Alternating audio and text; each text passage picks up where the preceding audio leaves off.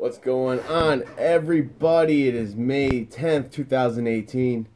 I'm Savino. This is Sushi Talks. So what we're going to be talking about today is what's the difference between an amateur and a professional? And let's specifically talk about singers and rappers, all right? Or vocalists. So it's pretty obvious. The difference between an amateur artist and a professional artist is talent. Simple, talent, all right? So, we all know that, but what exactly is talent? What makes up talent? You know, I feel like we tend to see the artist and the act and the talent as this like, oh, they're just born with it. You know, it's just like, they just have it, right? And, you know, there is definitely truth to that. But there's a lot, what people don't realize is how much work is put into it, how much time is spent on it, all that, right? All that also factors into the talent part of things. And at the end of the day, some people could spend a lot of time on it. And then that's where there's other factors. So I was thinking about this, and I was like, all right, so what really makes up talent? And I was thinking about it, I think it breaks up into three things. Personality, fundamentals, and then life experiences and like genetics. So nature versus nurture. I think those are the three main points of what makes talent talent. All right, so let's break down these things for a little bit. So first we're going to talk about personality. All right, and so in psychology there's the big five personality traits, right? So there's open-mindedness, conscientiousness, agreeableness, extrovertness, and neuroticism. All right? Now, those big five personality traits are also broken up to a bunch of like sub-traits, right? But I'm not going to get into the specifics of that. If you're really interested, read a book.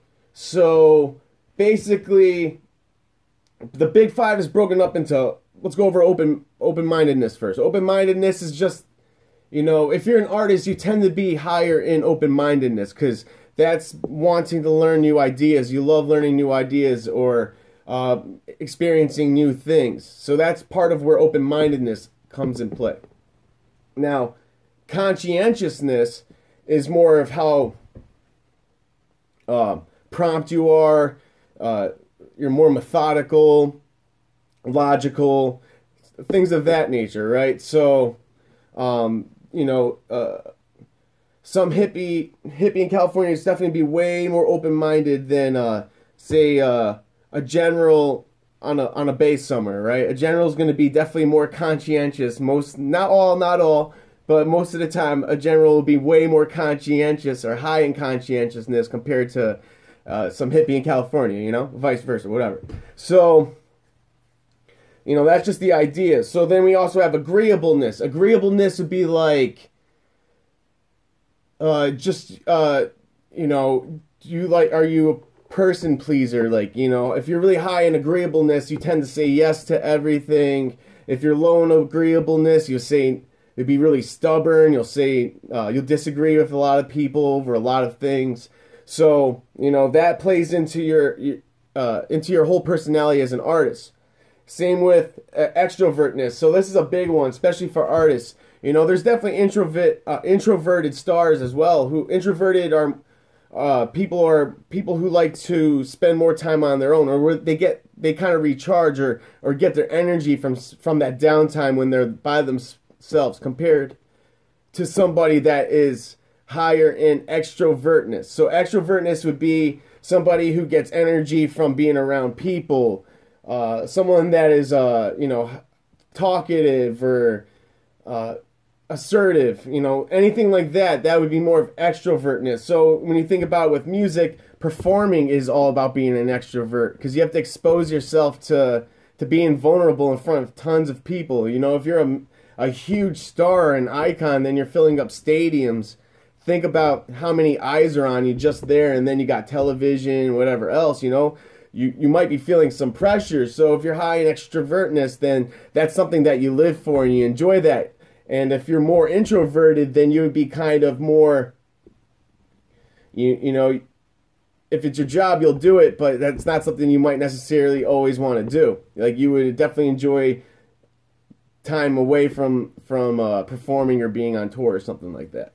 You know, so, and then the last one is neuroticism. So that's basically how, like, that's basically your emotional stability. So if you're more of a centered person or a balanced person, you don't overreact to things, or you don't feel depressed all the time, or you don't feel any depression, anything like that, then you'd be, you'd have emotional stability. And if someone has more,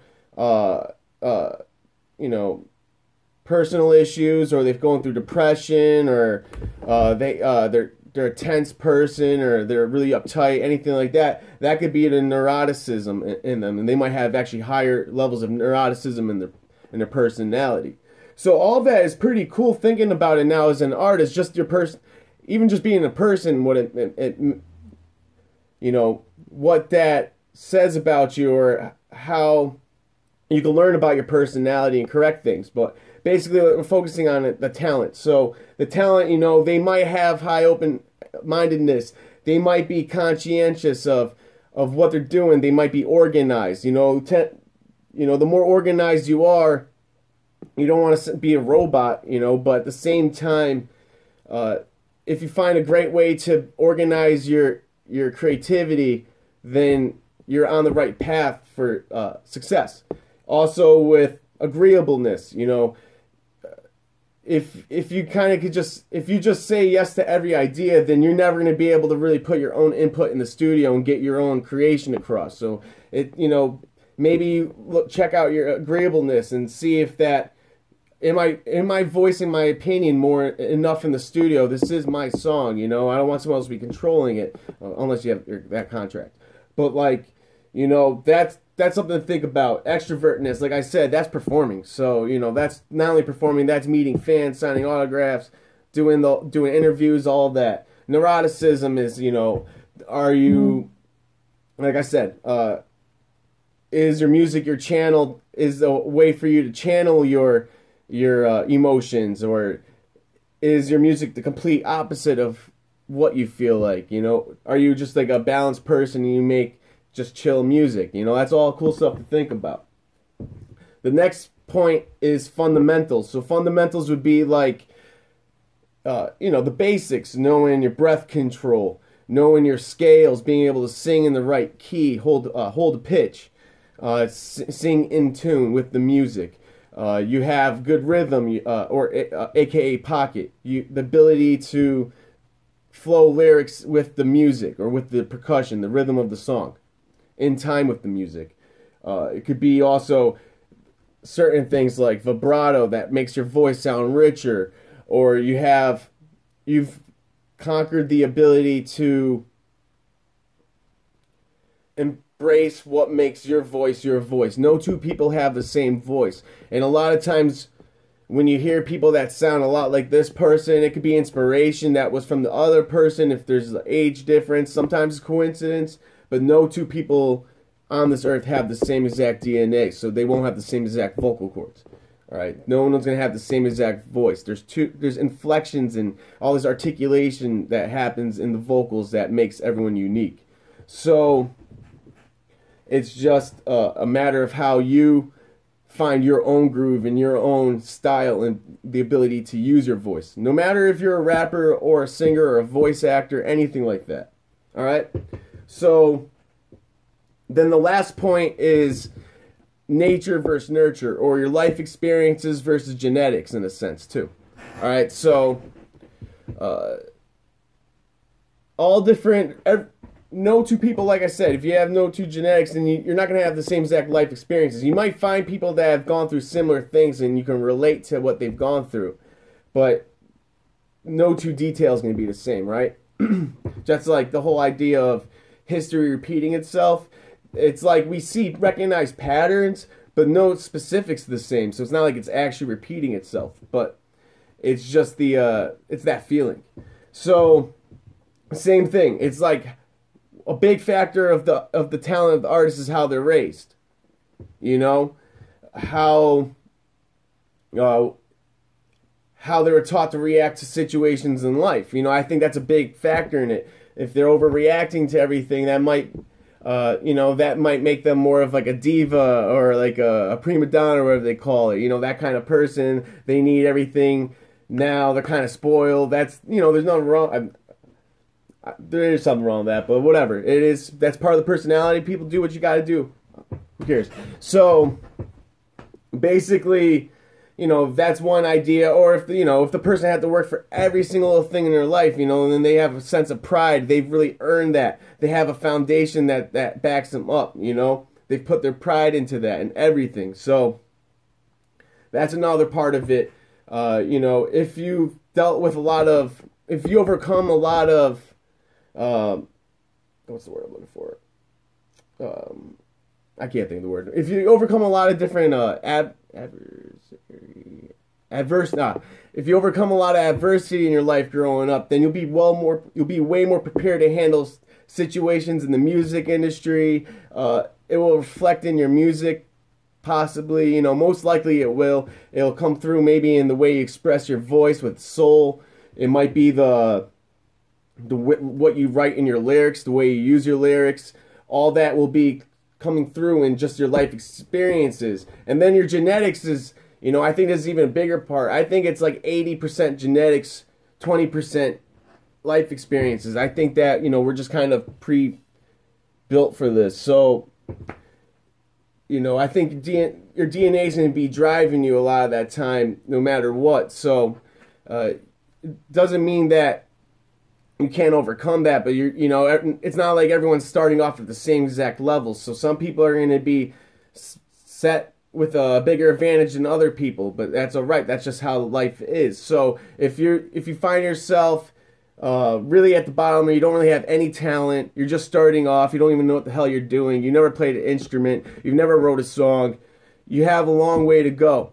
You have a long road ahead of you, but that's something cool to be looking forward to, because it's all about the journey, and it's all about the learning and the wisdom that you're going to gain on that journey. So if you go through with the right attitude, then it's going to be a breeze, because nothing can possibly mess with you. Not at least mentally. So that's something to think about. I believe all those factors are part of it. It's not even just talent and singing. Let's think about genetics of like a LeBron James. He's definitely starting off way better at just genetically than, let's say, me. If I wanted to play a basketball player, I'm like 5'7". I'm not dunking. I'm getting blocked.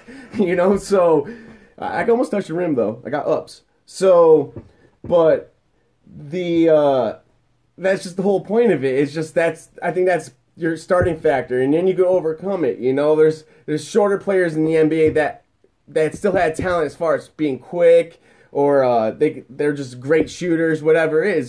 So you have to work with your skill set and develop that and make that your focus, your strong point. Embrace that instead of neglecting that and trying to work on other things. I say work on your strong suit, make that awesome, and meanwhile that's perfected, then you can start developing other stuff. But find the issues, if you have a low voice, then use that to your advantage. That's my point. If you have a whiny sounding voice and there's nothing you could do about it, well then just figure out a way to make that the best part of the song.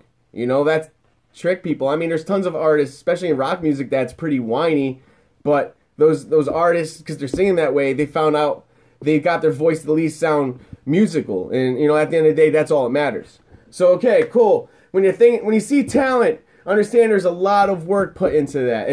There's a lot of different factors. It's not just, wow, they're born with that. That is definitely the genetics part. Like I said, I mean, that is, wow, they're born with it. I guess, so 80% is definitely like you're pretty much born with it. 20%, thinking about it now. I'm working out this theory right now, so bear with me. But the 20% though is still going to be made up of the fundamentals, essentially, in your life experiences. The personality is is going to be tied in more to your genetics, if anything, you know. So that's cool. That's some pretty interesting stuff to think about. Let me know what you think. If you have anything to add, let me know. It's a pretty cool concept. And so anyways, yeah, feel free to like, comment, share, and hope you enjoyed this video. I will talk to you tomorrow.